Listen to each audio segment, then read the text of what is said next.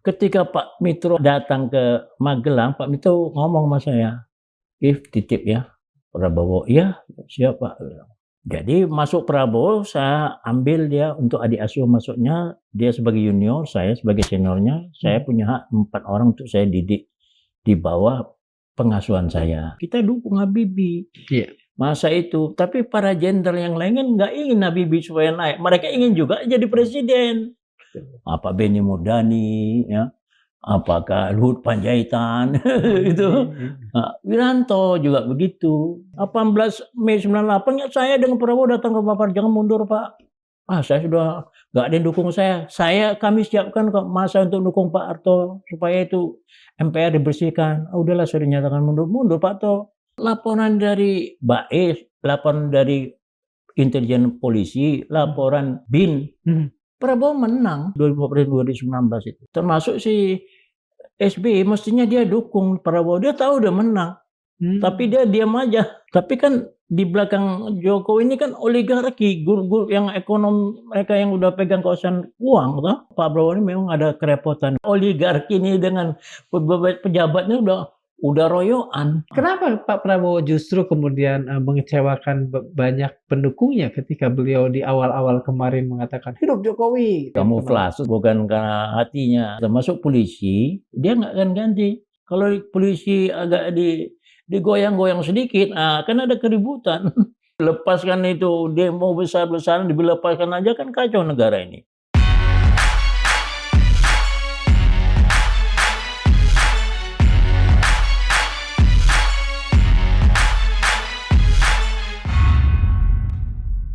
Bismillahirrahmanirrahim. Assalamualaikum warahmatullahi wabarakatuh. Waalaikumsalam warahmatullahi wabarakatuh. Sobat Madilog, selama hampir setengah abad, nama Mayor Jenderal TNI Purnawirawan Kiflan Zain seperti selalu muncul di tikungan-tikungan tajam sejarah Indonesia. Ia adalah tentara Orde Baru, pernah berada di lingkaran dekat Prabowo Subianto ketika Republik diguncang krisis 1998. Namanya dikaitkan dengan kontroversi PAM Swakarsa, pertarungan faksi-faksi di tubuh ABRI hingga silang pendapat mengenai peristiwa-peristiwa yang mengantar pada tumbangnya Presiden Soeharto. Tetapi perjalanan Maijen Kiflan tak berhenti di sana. Di saat banyak jenderal memilih menikmati masa pensiun, ia justru kembali muncul dalam berbagai gelanggang politik nasional. Ia pernah terlibat dalam upaya pembebasan warga negara Indonesia yang disandera kelompok Abu Sayyaf di Mindanao, Filipina. Ia juga menghadapi tuduhan makar dan kasus senjata api yang menyeret namanya ke meja hijau pada masa pemerintahan Presiden Joko Widodo. Sebagian melihatnya sebagai figur kontroversial yang tak pernah jauh dari pusaran konflik politik, tapi tentu saja sebagian lainnya melihatnya sebagai patriot yang konsisten menjaga keyakinan. Saat ini kita akan berbincang dengan seorang prajurit yang tumbuh, bertempur, dan berpikir dalam alam Orde Baru. Seorang jenderal yang mengenal Prabowo Subianto bukan sebagai seorang presiden, melainkan sebagai rekan seperjuangan sejak puluhan tahun silam. Ketika Kiflan Zain berbicara tentang bahaya oligarki, tentang kekuasaan yang terkonsentrasi pada segelintir orang atau bahkan satu keluarga, tentu menarik untuk bertanya, apa yang sebenarnya ia lihat dalam perjalanan Republik ini? Dan bagaimana pandangannya terhadap Presiden Prabowo hari ini setelah puluhan tahun persahabatan, pertarungan, dan perubahan zaman yang mereka lalui bersama. Untuk itu, pada Madilog kali ini kami hadirkan Pak Maijen Purnawirawan Kiflan Zain. Terima kasih Pak Kiflan. Iya, terima kasih Aman ya. Pak Kiflan aja Pak ya? Bang Kiflan aja, biar mudah. Oh Bang Kiflan. Bang Kiflan. Okay. Bang, kalau rakyat Indonesia saat ini bertanya pada Abang, siapa sesungguhnya yang memerintah Indonesia hari ini? Presiden yang dipilih rakyat melalui pemilu atau kelompok oligarki yang tak pernah ikut pemilu? Ya jelas kelompok oligarki yang menguasai semua sumber daya, ya sumber daya manusia, sumber daya keuangan maupun sumber daya alam dikuasai sama kelompok oligarki ya. Oleh kumpulan orang GAR gitu mengawal yang menguasai. Ada satu kelompok yang menguasai. Dalam hal ini berdasarkan data-data adalah kelompok-kelompok dari etnis Chinese, ya di Chinese yang punya uang, megang uang, megang sumber daya alam, ya, megang sumber daya manusia, ya orang-orangnya, kelompoknya jadi menguasai ilmu pengetahuan dan teknologi, ya karena mereka. Kalau menurut Abang, apakah ini karena mereka memang tough, tangguh berupaya, atau ada kesalahan tata kelola yang sesungguhnya juga tidak jauh-jauh dari kesalahan pemerintah, entah pemerintahan siapa itu sendiri? Bukan, itu memang sejarahnya begitu. Ya kelompok etnis Chinese ini sebenarnya kan adalah perantara antar pemerintahan penjajahan Belanda ataupun penjajah Inggris ataupun penguasa Indonesia. Mereka mendatangkan etnis Chinese dari provinsi Fujian. Fujian ini adalah di daratan Cina, dulu pernah dikuasai sama Belanda. Jadi orang-orang etnis Chinese ini pada abad ke-17 ya abad ke-18 itu didatangkan ke Indonesia sebagai perantara antara raja-raja yang berkuasa Indonesia, para raja Mataram, raja di Sumatera, daerah lain, untuk mengutip pajak. Karena kalau sama-sama raja dengan rakyatnya, ya rakyatnya nggak mau bayar pajak. Dicari orang Cina. Jadi dia menguasai jalur pajaknya rakyat, ya pajak makanan, pajak tanah, ya pajak perdagangan dari rakyat pribumi. Jadi sana dia menguasai jaringan. Bahkan dia menguasai tanah-tanah sejak zaman Belanda dulu. Bahkan mereka sudah pernah membuat satu republik Langfang di Kalimantan, Kalimantan Barat. Di Ladak kalau saya nggak salah. Di Ladak, udah pernah dibawa republik ini tapi disapu beri sama Belanda. Dan pernah pemberontakan etnis Chinese di Jakarta. Maka lari mereka ke Semarang, lari ke 1870 ya Pak ya? Iya. 1874 kalau nggak salah. Iya, 1770-an, 1770-an. Iya, 17. Sebelum 1775 ada perjanjian Giyanti itu mereka ikut terlibat itu. Jadi mereka karena dulu dia dibawa Belanda dari Fujian, mereka banyak pinak di sini. Perantara Belanda untuk urusan pajak dan lainnya. Jadi mereka dari sejarah itu sudah mereka menguasai jaringan perdagangan, ya jaringan perpajakan, jaringan lainnya. Perantara antara Belanda dengan raja-raja dengan rakyat. Jadi mereka sudah menguasai ratusan tahun. Jadi mereka sampai sekarang mereka menguasai oligarki ini. Jadi kelompok mereka menguasai. Ya bisa masuk dalam pemerintahan, bisa masuk di dalam keuangan, itu masalah tanah ya. Apakah Bapak bisa menganggap apa yang terjadi sekarang, yang tadi Bapak katakan penguasaan oligarki sudah sekian begitu mencengkram itu wajar, normal? Atau justru karena memang ada juga kesalahan pemerintah kita sendiri? Ya, bukan wajar, bukan normal. Itu adalah kaitan mereka karena dengan raja, mereka bisa dapat fasilitas dari raja. Karena kaitan sama penjajah Belanda, mereka dapat fasilitas.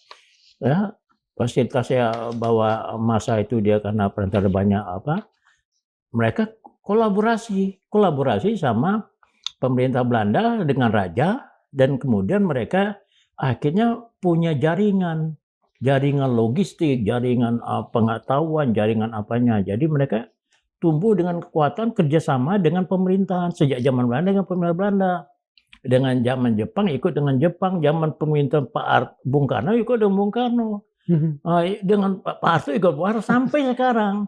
Yaitu antara pejabat-pejabat pemerintahan dengan grup ini, etnis ini sekarang. Jadi turun-temurun mereka. Jadi mereka dengan modal cuma ya baik harta ya, tahta ya dan wanita. Ini pekerjaan pejabat-pejabat dikasih ini, kasih harta, kasih tanah, diiming-iming. Dapat kata belece tanah sekian, dapat pinjam nama dari sekian. Disodorkan wanita dapat kawasan, dapat pejabat kita dapat uang, kasih fasilitas, mereka dapat tambang, mereka dapat jaringan keuangan perbankan. Ini bukan yang lama-lama, yang baru juga gitu. Bangsa Tommy Minata, James Riyadi, gitu. Maunya jangan begitulah. Karena ini sudah pemerintahan sejak zaman Bung Karno sudah jaringan itu sudah diberikan juga usaha supaya pribumi ini naik.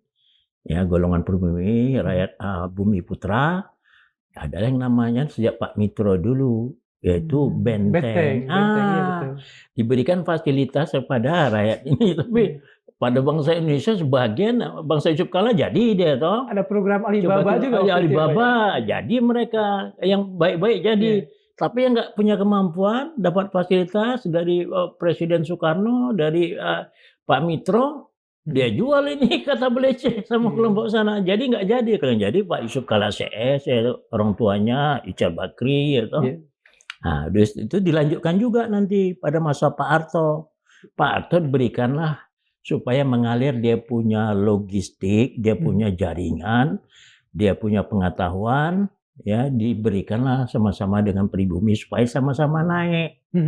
Yang Cinanya sudah dapat, ini pengetahuan jaringan kasihkan nama pribumi, yaitu dengan jimbaran. Dan atau dapat pinjaman uang dari bank, dapat ini itu sampai jimbaran, maksudnya mereka jadikan bersamalah antara pribumi dengan mereka ini. Mereka kan nggak mau, jimbaran tuh gagal.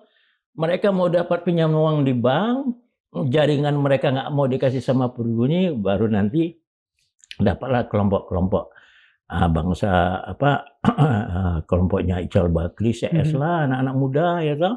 Dapatlah itu jaringannya, bisa sebagian. Tapi yang mereka sudah menguasai jaringan logistik, keuangan, apa semuanya. Perdagangan mereka pegang, keuangan mereka pegang, punya bank sendiri, wah. Kemudian mereka penerbangan, kapal, darat, semuanya dikuasai. Jadi 80% uang dikuasai oleh grup mereka dari orang 50 kelompok saja. 80% uang, 20% dipegang 280 juta, 50% megang 80% keuangan. Jadi mereka timpang sekali ya. Timpang sekali. Nah, itu kita maunya berikanlah mereka ini bahwa mereka bersaudara dengan kelompok pribumi. Jadi mau berikanlah jaringan logistik, ya toh. Nah, kan enggak, mereka enggak mau. Apapun yang mereka dapatkan itu katakan saja berasal dari usaha, meskipun mungkin di sana ada tanda petik dan sebagainya. Apakah mungkin sesuatu itu bisa berjalan efektif kalau urusannya adalah memberikan? Seperti zaman Bung Karno, kemudian ada program Benteng, zaman Pak Harto juga ada program ya.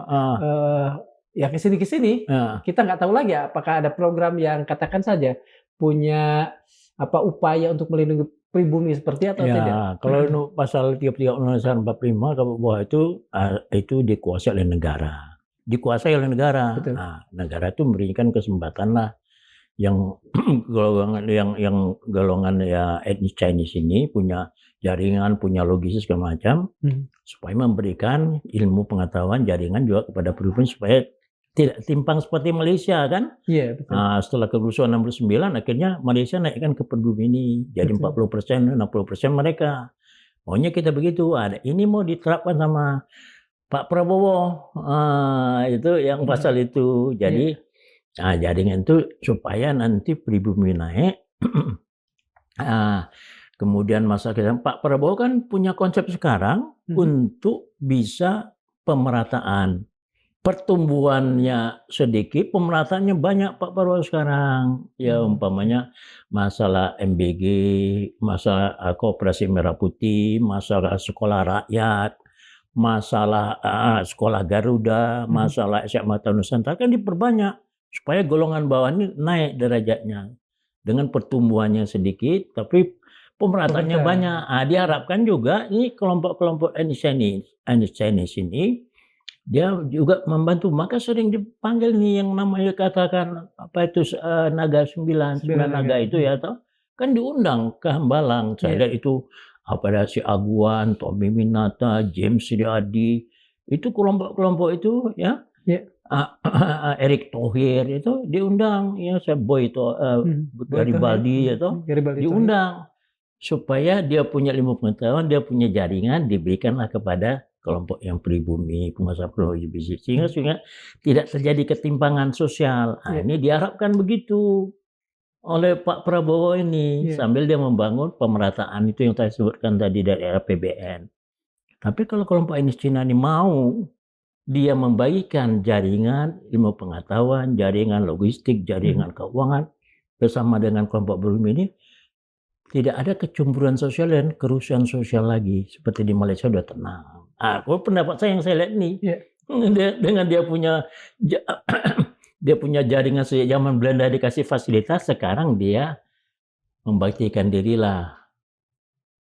Tarik nih kaum pribumi, pengusaha pribumi, atau supaya untuk bisa tumbuh naik. bersama gitu ya Pak. Ya, paling tidak terlampau timpang lah. 80% keuangan jaringan mereka pegang, yang pribumi 20% memegang 280 juta aja sedikit, timpang sekali. Bang, begini, kalau di zaman ayahnya Pak Sumitro, itu kan jelas programnya, ada namanya program Benteng, kemudian diturunkan pada program-program Alibaba itu. Nah, sementara sekarang kan tidak ada sesuatu yang tegas gitu bahwa ada semacam upaya untuk melindungi pengusaha pribumi yang ada di kabinet Prabowo sekarang ini. Iya ada, kan kelihatan bahwa Prabowo sekarang memberikan kesempatan bangsa ya sekarang Haji Sam gitu, yang lain itu udah ada diberikan kesempatan untuk maju. Nanti juga dia diundang lah ini yang 9 naga ini ke Hambalang supaya kita sama-sama membangun. Udah ada usahanya kelihatan kok dari Prabowo ini. Cuma kan Pak Prabowo mengejar tayang, kenapa? 5 tahun ini harus sudah terjadi pemerataan, ya maunya orang miskin tuh dapat makan anak sekolahnya, dapat sekolah yang bagus itu, gitu. Dan MBG segala macam. Nah, tapi ini kan kejar tayang karena kecepatan menghadapi supaya pertumbuhan menjadi 8%. Nah, mau pertumbuhan 8%, tetapi kan mereka menguasain sudah baik perkebunan, baik pertanian, baik logis segala macam udah mereka pegang. Nah ini kan kelihatan Prabowo ini berusaha supaya ini berhasil, dipanggil mereka. Jadi untuk itu maka saya melihat upaya Pak Prabowo, mereka menguasai terjadi kong kali kong. Orang-orang yang sementara ini di pajak, di bea cukai. Ya dia maunya Pak Prabowo maunya jalan, tapi kan di bawahnya kan sudah kacau. Antara oligarki ini dengan pejabatnya udah royoan. Jadi Pak Prabowo ini memang ada kerepotan mendapatkannya sampai ada transfer pricing, betul. Kemudian sub pricing yang harga di bawah itu sampai 57.000 triliun. Mereka kong kali kong, dana dibawa keluar, jadi dolar jadi naik, kita punya rupiah turun. Tapi kalau 57.000 ini berhasil Prabowo tarik lagi, itu bisa ekonomi itu bisa maju lagi. Pengusaha-pengusaha kuat dari etnis China ini kan dikumpulkan di Hambalang. Artinya kalau apa yang terjadi sekarang, mereka menolak dong. Mereka melawan dong kepada pemerintah Prabowo. Begitu. Kelihatan gitu, tidak welcome lah seperti Jimbaran dulu lah gitu toh. Karena mereka sudah merasa happy, sudah bisa nguasain, ya kong kali kong lah, main belakang, dia kuasai jaringan, dia kuasai di pemerintahan, ya dapat tanah tiba-tiba 5 juta dari Sinarmas, kelapa sawit, segala macam, Supiadi dapat ini macam. Dan ada juga kelihatan itu tayangan apa mana enggak sampai mengatakan orang kelompok ini namanya Lipo. Sama Indonesia punya UE. Itu kan gak enak tuh. Dan ada juga mereka ada pertemuan terekam itu di salah satu universitas itu. Dia mengatakan bahwa sebentar lagi kita akan kuasai Indonesia. Jadi jangan boleh eksklusif, golongan Indonesia ini buat eksklusif, jangan. Ya, dewa masalah itu kelihatan di PIK 2, tanah dirampas, SHM-nya diampas, langsung diusir, dipagarin itu kan eksklusif, sama dengan kolonial merampok begitu tuh kan, nggak bagus lah gitu tuh. Ya bu, dikasihkanlah rakyat yang dipakai tanahnya dikasih saham. Bang, apakah kita bisa mempercayai satu mekanisme di mana mekanismenya adalah pemerintah meminta dan pihak oligarki ini memberikan. Artinya semua sangat tergantung pada, maaf, kemurahan hati oligarki kalau begitu. Atau ada cara lain? Nggak bisa, harus pakai undang-undang. Kekuatan. Nah, itu kan mereka itu sudah sebagaimana teori dari ekonomi, yang ekonominya menurut teori Adam Smith, yaitu berusaha untuk politik liberalis, ekonomi kapitalis. Siapa yang punya uang dia yang dapat semuanya. Itu yang liberal Adam Smith. Tapi teori Keynesian, yang Pak Prabowo sekarang teori Keynesian. Teori Keynesian itu banyak campur tangan pemerintah untuk mengendalikan ekonomi. Ini jalangan Prabowo saya lihat sekarang ini. Mereka nggak bisa kita harapkan seperti Benteng, seperti Jimbaran. Mereka sudah kasih pinjaman buang waktu sebulan 97 itu kan. Betul. Mereka dikasih pinjaman itu. Bank kecil kasih pinjaman banyak. Tapi mereka nggak memberikan sesuatu aliran jaringan kepada kaum pribumi. Ini menyebabkan terjadinya kekuasaan ekonomi, keuangan mereka pegang. Yang pribumi 280 juta megang cuma 20%. Itu nggak adil. Harus dengan suatu undang-undang. Bahwa seperti Malaysia. Itu kemudian undang untuk pribumi, jangan takut lagi kita akan pribumi. Kalau sekarang kan orang takut mengatakan pribumi, orang asing WNI, jadi mestinya kita berikan hak lah pada bumi putra. Kalau nggak usah pribumi, bumi putra, bumi putra seperti di Malaysia. Jadi kewajiban jaringan, ilmu pengetahuan, teknologi segala macam itu dialirkan 40% untuk pribumi, bumi putra, kerjasama. Artinya abang percaya bahwa pasal 33 Undang-Undang Dasar 1945 itu harus diturunkan dalam bentuk undang-undang yang lebih, katakan saja, applicable. Ya, applicable. Harus. Jadi pasal 3 itu undang-undangnya untuk itu tanah, ya toh. Umpamanya air, bumi dan segala macam itu udah dibuat undang-undang untuk kaum pribumi. Kan sebut aja bumi putra, diberikan fasilitas dan segala macam jaringan, dikawinkan sama yang mereka sekarang sudah nikmati, yang dipegang oleh kaum etnis Tionghoa lah. Supaya terjadi persaudaraan, tidak ya. Kalau nggak sekarang kan mereka bereksklusif PIK 2, PIK 1. Wah, mereka sendiri tuh ada patung naga di situ. Seolah-olah itu daerahnya seperti Hong Kong.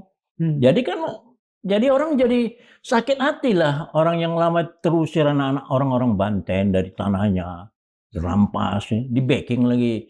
Ya, situ ada pasukan Brimob, ada pasukan Angkatan Darat, ya toh. Jadi kan kelihatan kali kan seolah akan terjadi pengusiran bagi kaum bumi putra. Maunya jangan begitu dong. Dikawinkan aja supaya saling memberi gitu toh. Mungkinkah pemerintah melakukan koersif, pemaksaan kepada oligarki untuk, katakan saja tadi, bermurah hati, membagi-bagi dan sebagainya? Mungkin nggak? Kan nggak kayaknya. Nggak mungkin lah. Namanya orang kalau sudah memegang, memberi itu nggak mungkin. Harus dengan paksanya bentuknya undang-undang. Undang-undang gitu. Kan negara itu menurut teori Keynesian itu negara mengendalikan melalui BUMN bisa sekarang toh. Tapi BUMN juga rakyat di situ ya, kelapa sawit atau tambang, rakyatnya yang dipakai tanahnya tanah adat, dikasih dia punya saham di perusahaan sawit itu oleh pemerintah. Rakyat yang tergusur karena kepentingan ekonomi, kasihkan saham. Apakah perkebunan, apakah di tambang nikel, di mana rakyat yang punya tanah itu dia digusur karena kepentingan industri, dikasih saham. Anak-anak kerja di situ. Jadi akhirnya merasa memiliki juga, walaupun sahamnya sedikit, mereka kerja di sana anak-anaknya. Ini pemerintah harus lakukan semacam itu. Jadi kita pakai teori Keynesian, bukan teori Adam Smith. Pokoknya yang punya modal dia yang menguasai semuanya.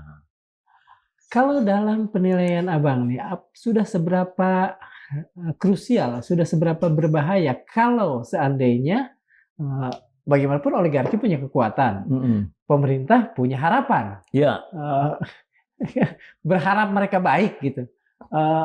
Dan abang sendiri kan percaya bahwa itu tidak mungkin berharap nggak harus mungkin. koersif. Tapi kalaupun koersif mereka punya kekuatan, apakah tidak akan terjadi sesuatu yang katakan saja chaotic di negeri ini? Saya kira akan terjadi ya Pak, mereka umpamanya supaya simpan itu dananya di Indonesia dolarnya, ya. Transfer pricing itu ya, yang harganya di bawah itu, yang disimpan di bank Singapura kononnya dan di bank negeri, itu bisa ditarik lagi dengan undang-undang. Sekian tahun, Pak Prabowo itu sekian tahun, mulai tahun 91 sampai sekarang itu kan kelihatan datanya sama Menteri Keuangan. Uang ini milik perusahaan ini, harganya ini simpan di uang di Singapura, buatkan undang-undangnya, tarik. Kalau nggak dibuat undang-undang, mereka tidak akan mau buat undang-undang. Nah, tapi juga yang buat undang-undang jangan juga tergoda, dia dapat amplop di belakang. Apakah tidak mungkin kemudian mereka kabur justru ke luar negeri, membawa semua harta mereka sehingga kemudian di Indonesia kosong, tidak ada apa-apa? Nggak apa-apa, malah kita bisa tumbuh kosong, kita ngisi. Malah kebetulan, ya toh, nggak usah takut, ya toh. Ya toh. Oke. Jadi kita udah kerja sama internasional, jadi mereka yang melarikan asetnya bisa kita rampas. Makanya buat undang-undang tentang perampasan aset harus dibuat. Gitu. Jadi sekarang ini bagus ini rencana Pak Prabowo untuk pemerataan. Tapi ya pertumbuhan yang sudah disimpannya 57.000 triliun itu sudah bisa masuk, yang dolarnya di luar sudah bisa diatur. Udah dia bagus ini Pak Prabowo masuk. Cuma nggak sabar di bawah. Ya, karena ini terjadi. Kan hari ini adalah hari-hari demo. Wah, demo karena tadi Abang mengatakan ada kebaikan MBG, ada dan lain sebagainya yang justru MBG di hari-hari ini sedang ditolak oleh mahasiswa. Bagaimana ya Abang melihat? Iya, karena pelaksananya bagus, niatnya Pak Prabowo, pelaksananya yang nggak bagus. Ya kelihatan yang ditangkap 3 orang itu kepala MBG dan CS itu. Ya, karena pelaksanaan nggak bagus bawah, sama dengan yang perpajakan di bawah main dengan pengusaha yang mereka punya uang itu. Ya otomatis biaya cukai main mereka pengusaha. Ini kan sudah tahu ini bisa ditutup. Apakah bisa kita mengatakan bahwa Pak Prabowo bagus di niat, bagus di perencanaan, tetapi tidak bagus dalam rekrutmen? Sama seperti kita melihat bagaimana kabinetnya saat ini. Iya gitu, jadi bagus niatnya. Saya tahu niatnya, saya sudah lama dengan Pak Prabowo sejak tahun 70 lah. Niatnya bagus untuk bangsa Indonesia dan untuk rakyat. Bagus saya lihat, tapi kan di bawahnya kan sudah jejaknya zaman Bung Karno, zaman Pak Harto ini sudah ada main kong kali kong di bawah. Ya, kata Pak Mitro aja di waktu itu tahun 30%, tahun 70-an itu 30% itu bocor. Tahun 90-an? Tahun 90-an ya, 94 lah dia kan. Oh, 30. Sekarang sudah 60% bocor kata Pak. Udah 60% bocor, 40% terpakai. Masuklah ke perorangan para pejabat ya. Kong kali kong, pengusahanya juga kong kali kong. Nah, ini yang kelihatan Prabowo niatnya bagus untuk kepentingan rakyat, gitu. Tapi itu pelaksana di bawah sudah kontaminasi sama para oligarki ini. Bang, sebagai orang yang mengenal Pak Prabowo nih, kan banyak orang melihat bahwa saat ini Pak Prabowo adalah presiden yang sangat kompromistis, merangkul semua kelompok. Kalau menurut Abang ini adalah kebijaksanaan seorang negarawan atau menunjukkan bahwa presiden sangat tersandra oleh oligarki? Saya dua-duanya. Bisa tersandra dia oleh oligarki karena untuk menjaga stabilitas politik. Tanpa stabilitas politik tidak mungkin ada pembangunan. Cina stabilitas politik karena satu partai, ya toh. Rusia stabilitas politik walaupun ada berapa partai tapi kepemimpinannya si Putin hebat gitu, ya toh. Kalau Cina Amerika juga dia stabilitas politik karena sistemnya sudah tertata baik.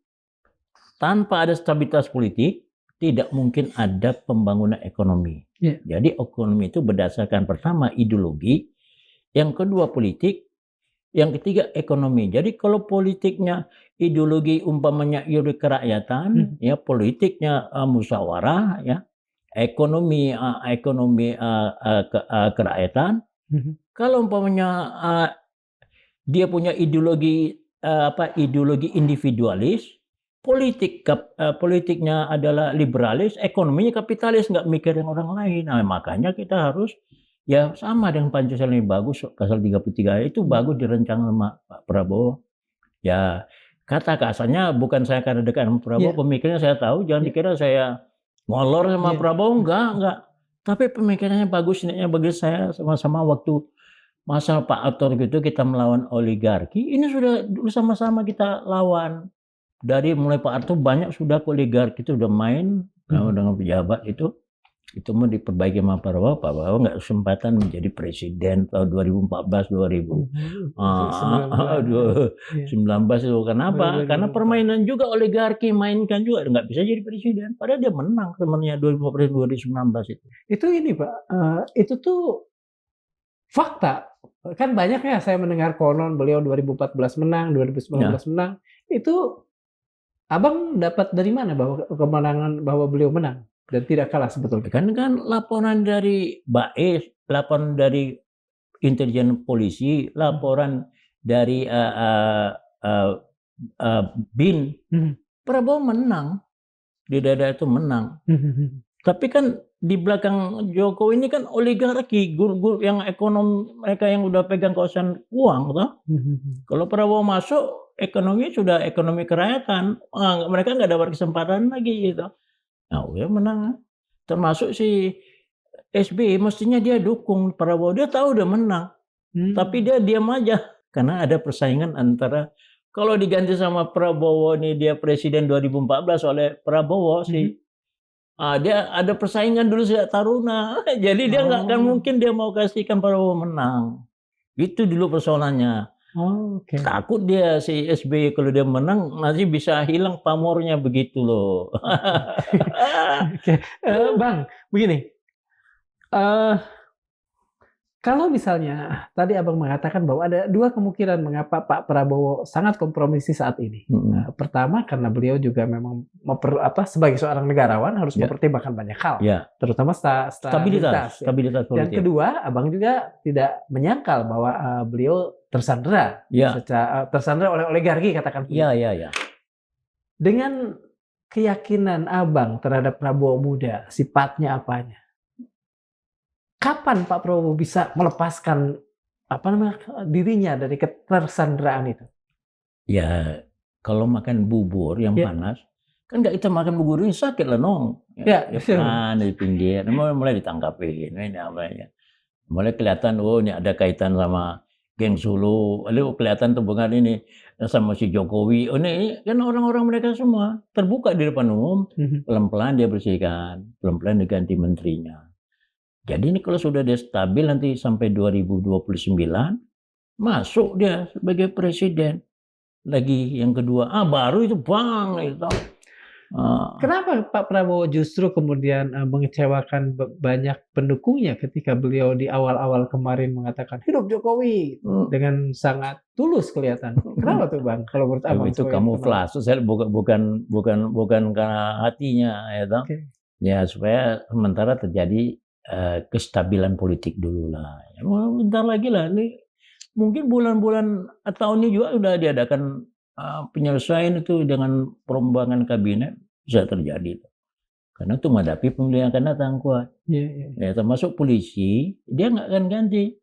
Karena kekuatan keamanan itu pada polisi. Kalau polisi agak digoyang-goyang sedikit, kan ada keributan. Sama dulu Pak Harto dulu toh. Makanya tanpa dukungan ABRI, Pak Harto nggak bisa naik. Jadi kalau tanpa dukungan polisi, goyang-goyang, lepaskan itu demo besar-besaran, dilepaskan aja kan kacau negara ini. Maka perlu polisi dipelihara supaya stabil. Kan polisi sebagai sebuah lembaga, tidak apalah dipelihara. Tapi misalnya orang-orangnya kan tidak harus kemudian adalah orang-orang katakan yang masih terindikasi pada kekuasaan lama. Sekarang ini polisi kenapa nggak ganti kepala polisi? Kan undang-undang perbaiki dulu. Sekarang mestinya dia di bawah kementerian seperti tentara kan kekuasaan tertinggi atas darat, laut dan polisi adalah presiden. Nah, polisi juga di bawah presiden, sama-sama di bawah, cuma di bawah administrasi Menhan. Ini nanti nggak ada Menteri Keamanan Rakyat gitu, Boy Kamtibmas. Ini sekarang kan sudah ada komisi diperkuat, Komisi Kepolisian Indonesia. Tadinya kan di bawah bayang-bayangnya polisi, sekarang kan terpisah. Nah, kan ini nanti bisa jadi Sigit ini nanti masuk di dalam Komisi Kepolisian Indonesia. Nah, dia tetap juga dinas. Nah, nanti diganti ini. Ya pelan lah. Maksud saya melihat, kita kan nggak sabaran melihatnya toh. Tapi kalau saya lihat dia pelan gitu. Mungkin karena apa namanya? Karena maaf ya, karena pantat rakyat sudah sangat terbakar ya gitu. Gimana bisa sabar nggak? Atau gimana? Abang lihat? Memang kadang situasi ini memang berkejaran antara kepentingan untuk pemerataan dengan pembangunan dan kestabilan politik. Jadi dia penting dulu kestabilan dulu, you know? Dia dapat dukung dari partai-partai. Cuma PDP yang mau gabung, nggak mau gabung dia. Ada yang mengatakan begini, Bang, ketika Pak Prabowo mengundang 9 naga itu ke Hambalang, ada yang kemudian mengkritiknya. Emang bisa melawan oligarki dengan memeluk oligarki? Nggak melawan, tapi kan dia tahu mau nggak dia nih. Kelihatan dia nggak mau bantu ilmu pengetahuan dan jaringan kepada kaum pribumi begini, kan tahu dia.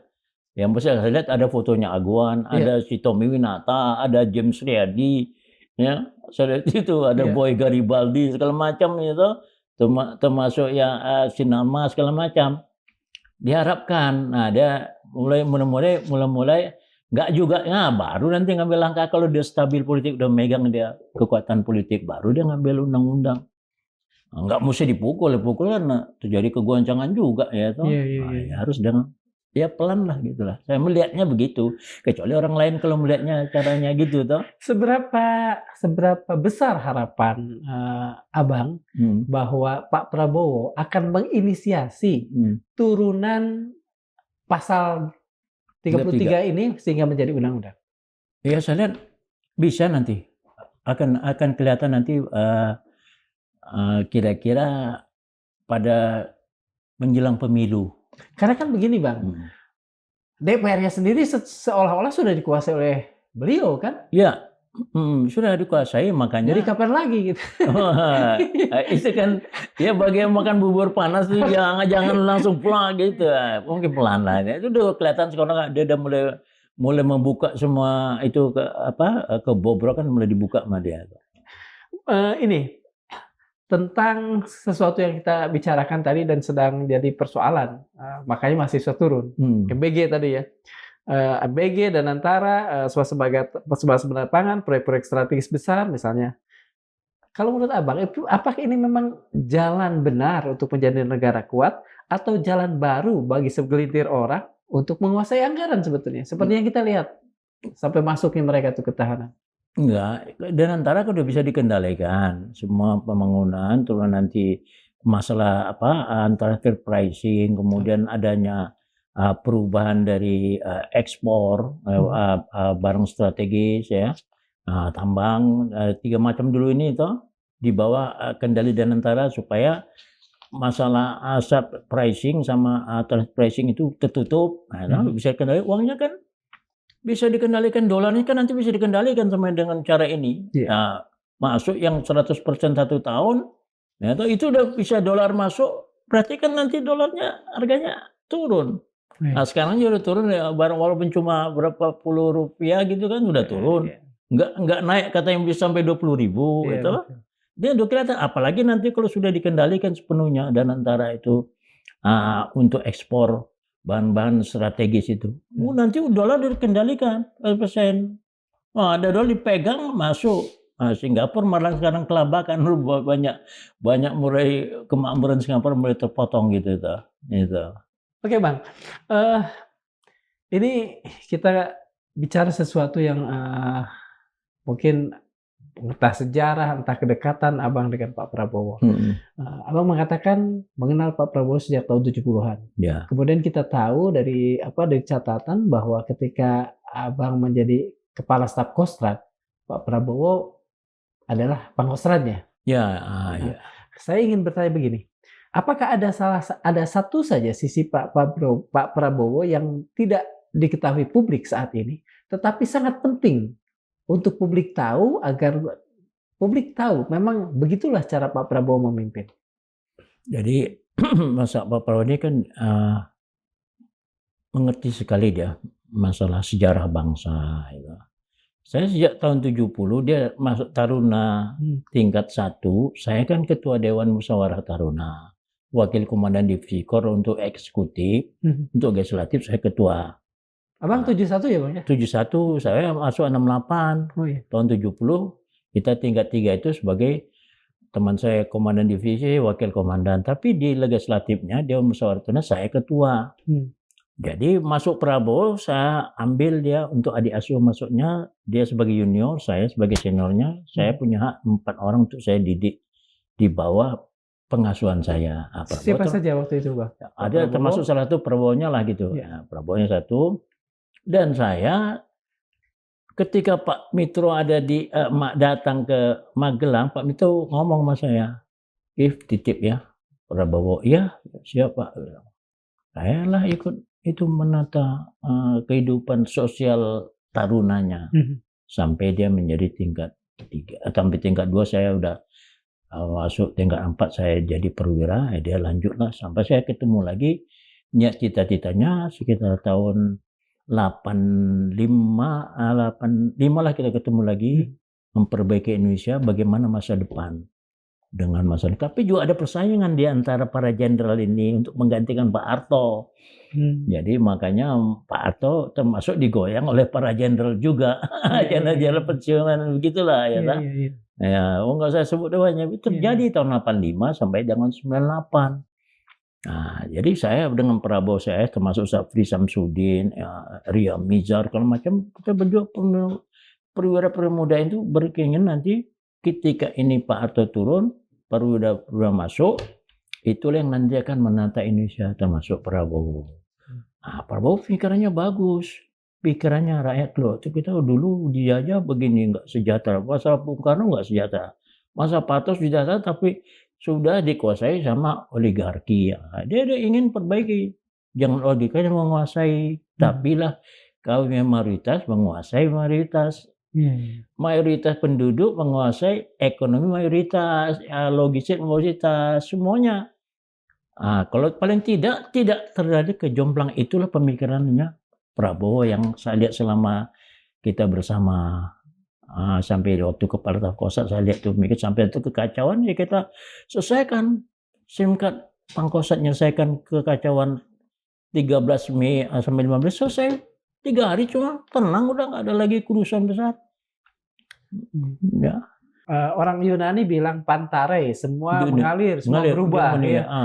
Apakah ada yang berubah dari Pak Prabowo, terutama soal keyakinannya bahwa yang mayoritas harus jangan menjadi minoritas, terutama dalam ekonomi? Ya, nggak berubah, sampai sekarang. Makanya dia maunya yang mayoritas ini naik dengan pasal 33 itu sudah ada pemerataan, ya sekolah dibangun untuk sekolah rakyat, orang yang miskin ini kelompok yang grade berapa itu anaknya sekolah kan sekolah rakyat yang bagus, yang berasrama, yang sekolah Garuda, sekolah SMA Taruna Nusantara. Dia supaya naik ini level mayoritasnya menjadi orang yang punya pengetahuan dengan apa segala macam bagus. Jadi sekarang kan kelompok yang mereka ini yang upaya kita sebutlah minoritas lagi itu menguasai uang, menguasai alam, segala macam. Anak-anaknya sekolahnya bagus-bagus. Kita sekolahnya jomplang. Ya maunya dia sekolahkannya bagus, ini menjadi satu ketika ya 10 tahun lagi udah jadi paling tidak nggak jomplang lah. Nah, secara smooth lah gitu maunya gitu. Kita harapkan yang oligarki ini berubah. Jangan maunya menguasai terus begitu. Maunya dialirkan lah seperti Jimbaran itu, seperti Benteng itu. Apakah Abang melihat bahwa Pak Prabowo dengan segala kepeduliannya terhadap warga itu bisa terhalangi mungkin dari kelompok kecil yang ada di sekelilingnya, mungkin saudara, mungkin kerabat, mungkin apa? Adakah peluang kelompok kecil ini akan justru menghambat langkah-langkah populisnya Pak Prabowo? Misalnya Pak Hasim lah katakan. Oh enggak. Pak Hasim bagus. Saya kan bergaul sama Pak Hasim cukup lama sama Prabowo tuh. Ya puluhan tahun lah gitu. Enggak. Mereka punya kekayaan tuh yang mereka berikan. Ya salurkan lah jaringannya, salurkan. Tidak ada monopoli kayak oligarki. Semuanya ada. Dia dapat bagian sesuai dengan ya masalah apa hutan untuk lindung ya. Mungkin itu kan bagus lah. Kalau mereka jangan punya uang, kalau nggak punya uang untuk lindung ya bisa dijual juga ya. Itulah saya melihat Pak. Dalam krisis 98, Abang juga sangat dekatnya dengan pusaran peristiwa dan lain sebagainya. Menurut Abang, apa yang sampai saat ini, sampai hari ini bahkan masih sering disalahpahami publik tentang Prabowo, tentang Pak Harto, tentang Pak Habibie? Tentang Pak Wiranto lah kita tambahkan. Oh ya, ini kan tadi kita kelompok perwira yang ini kan bagaimana pas Pak Harto nanti sudah phase out lah katanya sudah selesai. Ini kan Habibie itu menjadi presiden karena orangnya smart, ilmu pengetahuan teknologi bisa maju. Kita dukung Habibie. Masa itu, tapi para jenderal yang lain kan nggak ingin Habibie supaya naik. Mereka ingin juga jadi presiden. Apa Benny Murdani, ya, apakah Luhut Panjaitan, itu, Wiranto juga begitu. Jadi kita Wiranto berada pada faksi mana kalau kita boleh? Pak, ini faksinya ikut dia. Saya lihat ikut faksi itu dengan Benny Murdani, termasuk Luhut Panjaitan dengan Benny Murdani gitu. Jadi saya melihat faksi-faksi di tubuh ABRI juga waktu itu terjadi faksi juga untuk pengganti Pak Harto.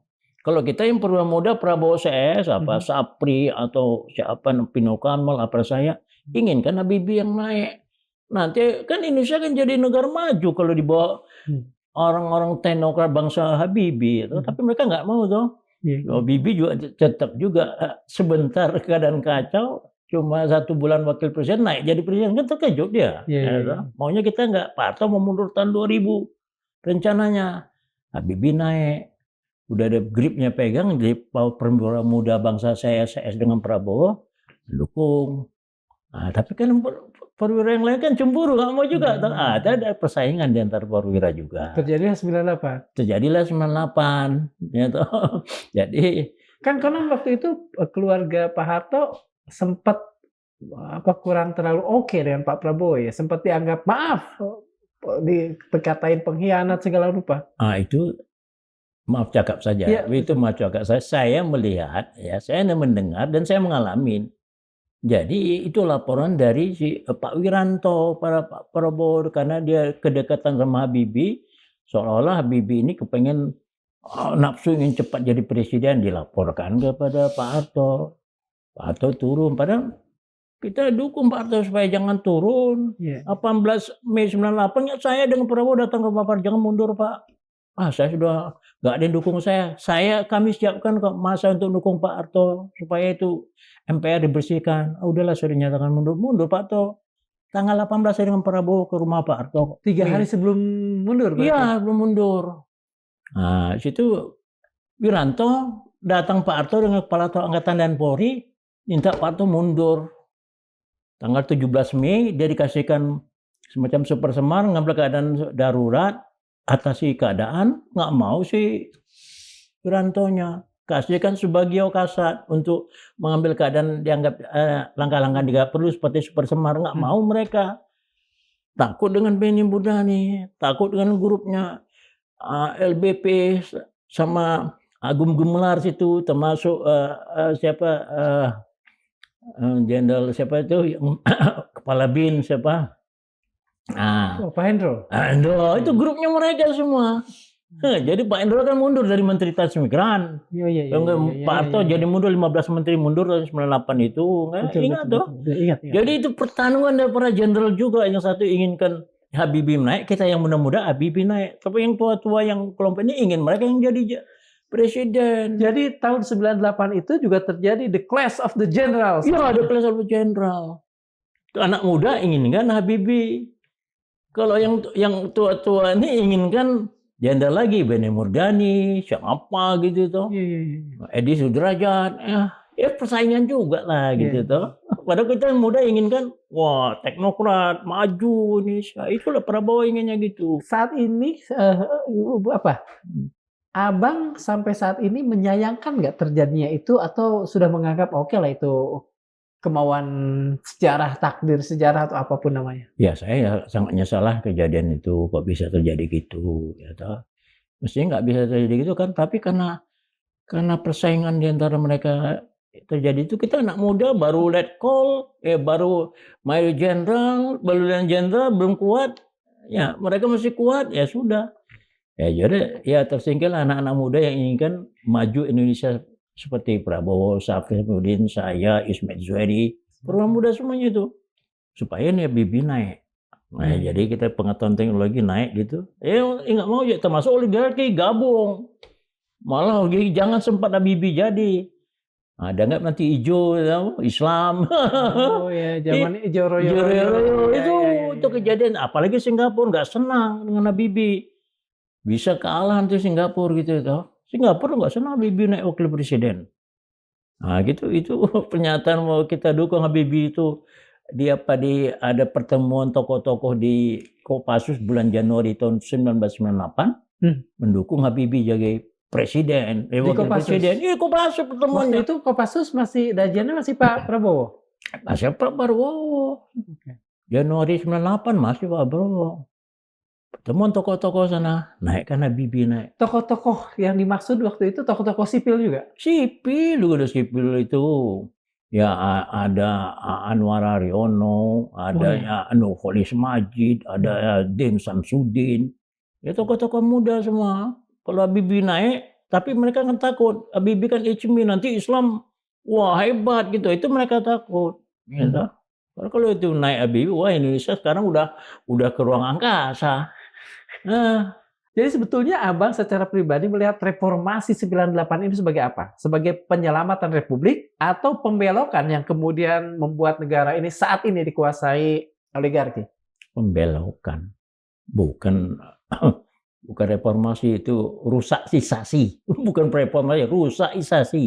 Tadi mau tenang-tenang, Pak Harto mundur tahun 2000, Habibie naik, mau naik, wah itu maju, tapi kan nggak ingin kelompok oligarki, nggak ingin Singapura.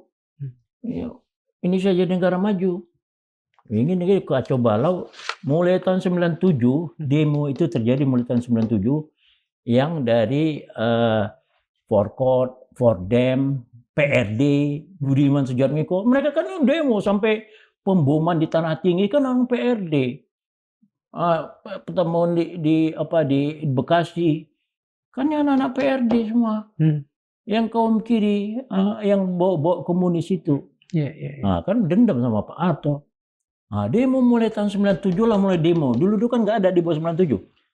97, 98, sampai sekarang demo terus tuh.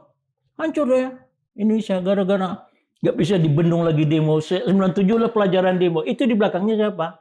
Para jenderal juga. Pak Harto yang nggak ingin supaya Pak Harto turun. Saya dari zaman itu memang melihat Abang sangat anti komunis. Ya. Dan juga anti PRD. Ya. Tapi kan kemudian ketika masa Pak Jokowi, teman-teman PRD ini menjadi bagian dari pemerintahan. Iya. Mas Andi Arief, teman akrab saya. Kemudian Budiman Sujatmiko juga masuk ke dalam pemerintahan. Sekarang dia kan rekonsiliasi dulu yang anti terhadap Prabowo, sekarang dirangkul supaya jangan terjadi kekacauan, chaos ya. Terus kemudian kenapa kok yang dipilih itu Luhut Panjaitan, yang dekat bangsa si Wiranto ya. Kok Wiranto ada khusus. Pada waktu dia Prabowo mau dipecat, rekomendasi dari Dewan Kehormatan Militer supaya dia dipecat. DKM. Wiranto kan Panglima ABRI. Tapi Wiranto nggak memecat dia, cuma rekomendasikan, cuma diberhentikan dengan hormat. Disitulah jasanya Wiranto terhadap Prabowo. Dia masih ingat. Kalau enggak kan udah dipecat, dia kan rekomendasi. Itu yang membuat Pak Prabowo sampai saat ini kelihatan masih menghormati Pak Wiranto. Menghormati. Disitulah saya lihat tuh. Itu kebaikan, kebijaksanaan hati Pak Wiranto, atau sebaiknya karena Pak Wiranto juga harus berhitung dengan Pak Prabowo? Balas budi. Pak Wiranto jadi ajudan diajukan oleh Prabowo. Oke. Saya sebagai di Kostrad Pak Wiranto sebagai ASN Operasi Divisi 2, Koopskam di tim-tim. Prabowo operasi di tim-tim. Di bantuan ASN Operasi diberikan dia kemudahan untuk bisa bertempur sehingga dia nomor 1 dapat KPLB di tim-tim tahun 1999. KPLB itu apa, Pak? Kenaikan pangkat luar biasa. Okay. Mestinya orang 15 tahun, dia 14 tahun. Iya. Seperti Teddy itu. Iya. Itu KPLB itu. KPLB, tapi KPLB dasar apa ya? Saya itu urusannya aja lah. Tapi Prabowo betul sukses. Dasar itu Prabowo ajukan nama saya. Saya kan bagian kenaikan pangkat dan jabatan di Kostrad tahun 1988. Iya. Diajukan sama 89. Bang, tolong Pak Wiranto ajukan jadi sebagai ajudan kolonel, ya. Terus saya bilang, ya nanti bisa ada masalah kau dengan disaduk, kau bilang. Enggak, bagus. Nah kalau dia jadi ajudan, kita kan bisa gampang menghadap Pak Harto gitu. Oh ya sudah, saya ajukanlah dalam titik suratnya itu. Jadi kan Pak Harto setuju. Jadi ajudan dia tahun 89. Nah 3 tahun 94. 4 tahun dia menjadi Kasdam setahun sebagai Pangdam setahun Pangkostrat. 1996 Pangkostrat setahun Kasat berapa bulan Panglima ABRI di situ. Itu jasanya Prabowo terhadap Wiranto. Nah, sekarang Prabowo Wiranto balas budi dong. Nah ini sekarang setelah sekian puluh tahun mereka dalam ya drama aja ya, kehidupan ya, kadang-kadang berhadapan. Abang melihat bagaimana mereka sekarang? Baik-baik saja, sangat akrab, atau masih memendam persoalan? Ya, namanya nggak ngerasa lah, hidup saling membantu sudah. Dia akan jadikan ajudan, jasa Prabowo nggak dipecat, jatahnya Wiranto. Udah draw satu-satu gitu. Tapi dengan Luhut dia karena ada seniornya sama-sama di Kopassus, dia hormati. Walaupun saya teman ya, seniornya dekat sama dia selama perjuangan untuk menata Indonesia jadi baik melalui ilmu pengetahuan teknologi melalui PBB, sama saya perjuangan juga termasuk Ismail, termasuk Sapri Samsudin. Tapi saya kan nggak ditempatkan pada saya, kan tim sukses 2019 saya di balik layar, saya ikut membantu sampai saya ditangkap. Dukung dia, tapi saya nggak sakit hati, saya nggak dijadikan samping dia. Ya sudah, nggak apa-apa. Dan ada persoalan antara Bapak dengan Abang dengan Pak Prabowo? Apa? Ada persoalan kan? Nggak ada. Baik itu hubungan. Saya disuruh nunggu aja, jangan saya macam-macam. Maksudnya nggak ada ribut saya. Tapi ya saya dukung dia sebagai presiden, ya toh. Dia cuma ya memang sekitarnya itu yang sekitar Prabowo masih lama-lama banyak gabungan sama oligarki, masih sekitarnya lebih banyak, saya melihat gitu. Abang yakin suatu saat Pak Prabowo juga akan membersihkan itu? Yakin saya, cuma pelan, bahkan bubur panas lah, pelan. Udah mulai tanggapi segala apa ya, biarkan. Bang, kalau Abang pada sebuah kesempatan yang nggak terlalu lama bisa duduk berdua dengan Pak Prabowo, Abang masih bisa memberi kritik kepada beliau? Nggak gitu, berikan saran. Kalau kritik berikan saran, pasti bisa. Apa sarannya?